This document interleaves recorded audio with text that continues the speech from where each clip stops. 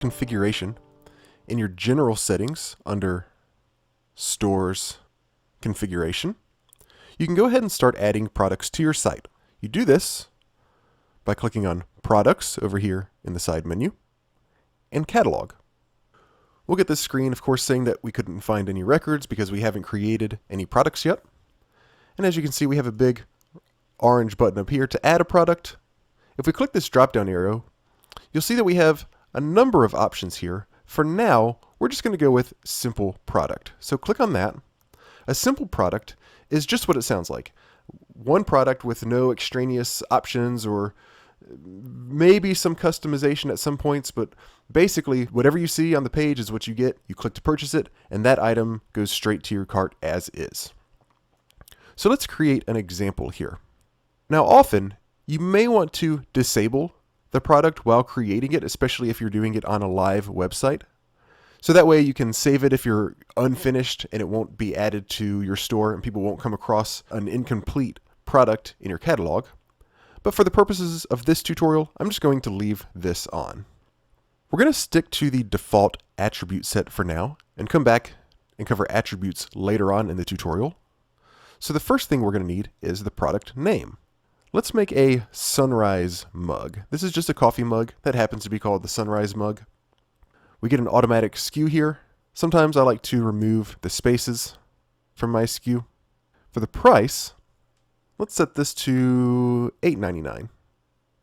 This will be a taxable good. And we need to tell the system how many we have in our inventory so it knows when to mark it as being sold out. Let's just say we have 300 of these in stock. Of course, right now the status is in stock. We don't need to change that. I'm going to say that one of these mugs maybe weighs 0.35 pounds.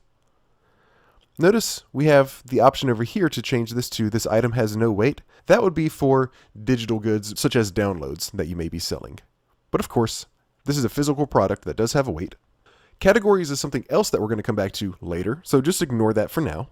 Here we have the visibility option, and in 99% of cases, you're going to want to keep this as catalog search, which is the default. That means your product will show up in the store's catalog, which is the main way that people will find products. And it will also show up when someone performs a search that product would show up for.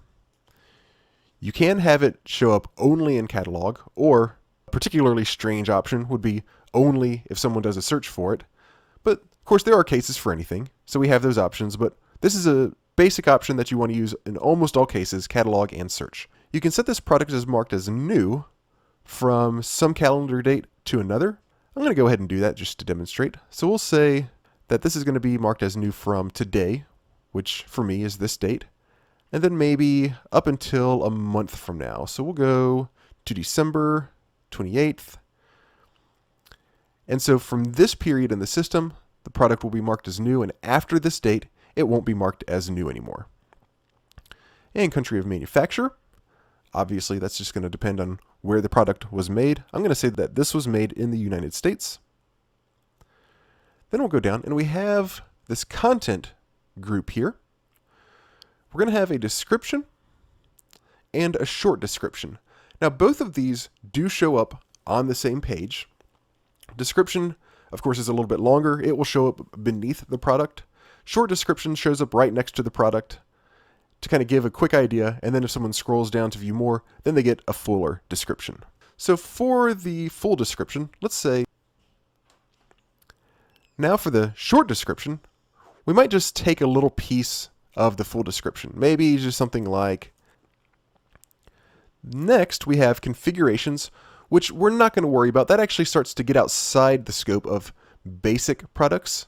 You can add configuration here and essentially change it from a basic product to something else. But again, we're just going to keep this basic. We'll come back and cover configurations later.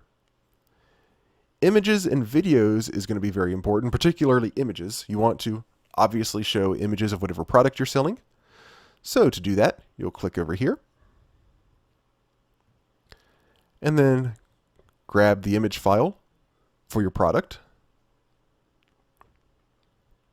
and upload it right here. Then we'll scroll down and we have search engine optimization. This is not only for search engine optimization, despite the title of this section. This will change the title of the product as it shows up in the tab of the browser, as well as how it shows up in search engines. Up here, the URL key is the end of the path to this product. So it's going to be something, something, something, something, slash whatever you put here.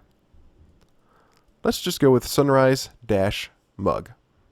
For meta keywords, these are not used a whole lot by search engines nowadays, but it doesn't hurt to have them. So these are keywords that may apply to your product.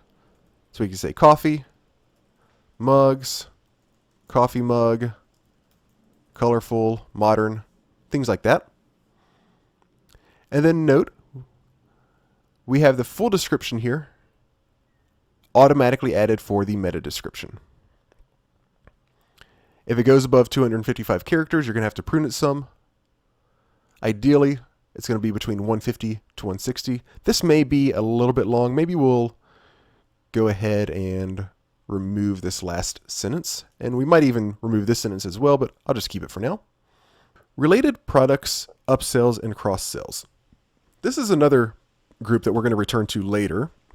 But just to give you an idea, this is where you'll set various things to try to encourage customers to check out other products on your site as well. Related is kind of self-explanatory. There may be another similar product that can complement or replace this product if they don't quite like this one. Related can be sort of like an alternative solution. And upsell and cross-sell, we'll go over those later, but that's just to give you a brief idea of what those are. Customizable options, we're going to skip that for now and come back to that later as well, because we're going to keep this first product as basic and simple as possible. Here with design, most of the time you're not going to do anything here. You can change the design of this product as it compares to the default design of everything else, of all other products on your website. So this option would only be used if you have a product that for some reason you want to have a different layout on the page where it's displayed on the site. Here you would choose, again, one of these options to deviate from your site's default.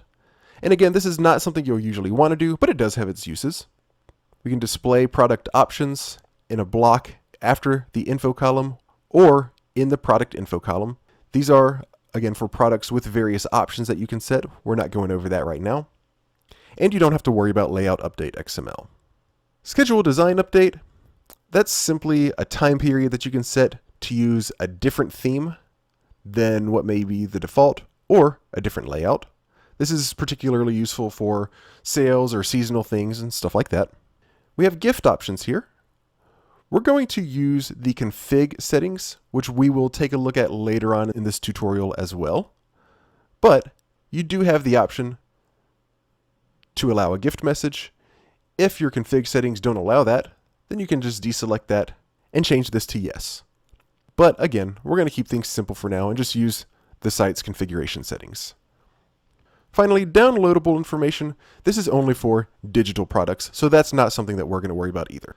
So we have all of the information that we need for our Sunrise mug. Let's click Save. And now let's take a look at this on the front end very quickly. Notice that if you click the drop-down arrow next to your account name, you can get a customer view. I'm going to open this in a new tab.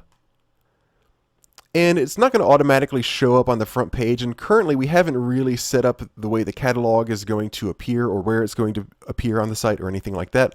So for now, the best way to find this is just going to be to do a search. So I'm just going to type in Sunrise and search for that. And here we have the search result with our Sunrise mug. Let's click on that to view the full page. And this is what the page looks like.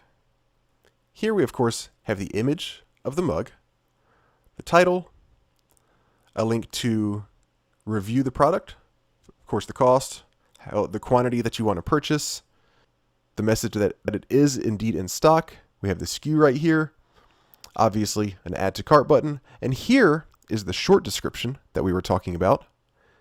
And down here is the full description. Note that for some products, and again, this is going to depend on what you're selling and what kind of information you need to relay to the customer, This details section may be a lot longer in many cases, but for us, we didn't really need anything too long, just some basic information. And finally, look up here at the top of the browser. We have Sunrise Mug because that's what we put in the search engine optimization setting as our meta title. And then per the configuration for the rest of the site, we have that suffixed with a space, a pipe character, a space, and Coffee Bean Central, the name of our store. Here is our HTML key.